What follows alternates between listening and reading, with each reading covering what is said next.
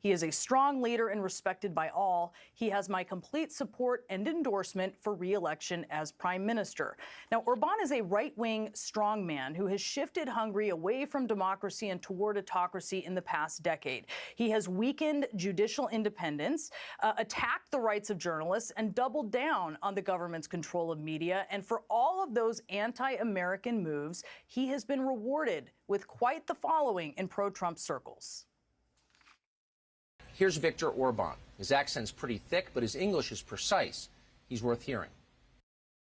But Orban is not special. He is just the latest strongman flavor of the week, receiving Trump's affections, as Trump has made clear that he himself would prefer to be a strongman rather than a democratically elected president at the helm of a co-equal branch of government that is the foundation of the American experiment.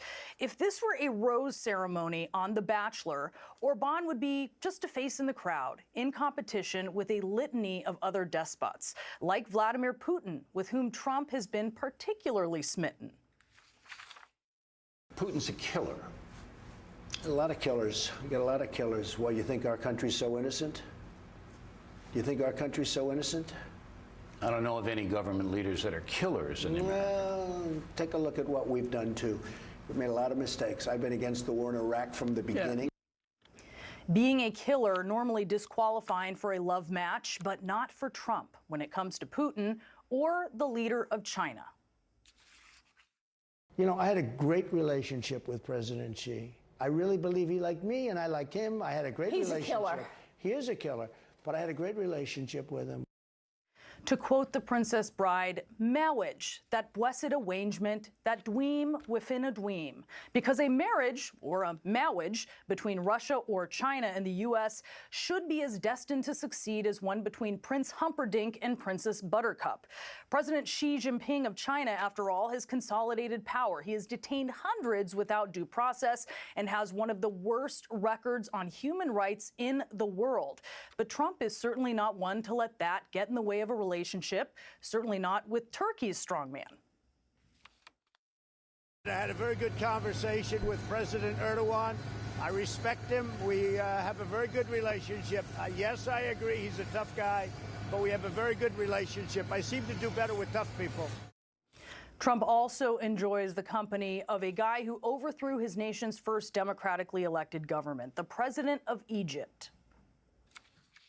I will tell you, President El-Sisi has been somebody that's been very close to me from the first time I met him. I met during the campaign, and at that point there were two of us, and we both met, and hopefully you liked me a lot more. But it was a very long, it was supposed to be just a quick, brief meeting, and we were with each other for a long period of time. We agree on so many things. I just want to let everybody know, in case there was any doubt, that we are very much behind President El-Sisi. He's done a fantastic job. In cold-blooded murder, Trump is not one to let that interrupt affairs of the heart. A friend of mine, a man who has really done things in the last 5 years in terms of opening up Saudi Arabia. And I want to just thank you on behalf of a lot of people, and I want to congratulate you. You've done really a spectacular job. Very early on in his presidency, Trump congratulated his counterpart in the Philippines, despite Rodrigo Duterte greenlighting extrajudicial killings in the name of fighting drugs, resulting in thousands of deaths. Trump also bestowed a rose on the Trump of Brazil. Today, I'm very thrilled to welcome President Bolsonaro of Brazil for his first visit to the White House. President Bolsonaro, I want to congratulate you again on your tremendous election victory. Last October, it was an incredible feat and really a truly incredible challenge. And the end result was something the whole world was talking about. I also know that we're going to have a fantastic working relationship. We have many views that are similar. Similar, kindred even. Bolsonaro makes offensive and sexist remarks and has taken extreme views. He's also downplayed the pandemic, unnecessarily costing the lives of his countrymen.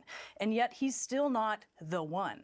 No, that would be North Korea's dictator. As Sinead O'Connor might say, nothing compares to you. He wrote me beautiful letters, and they're great letters. We fell in love.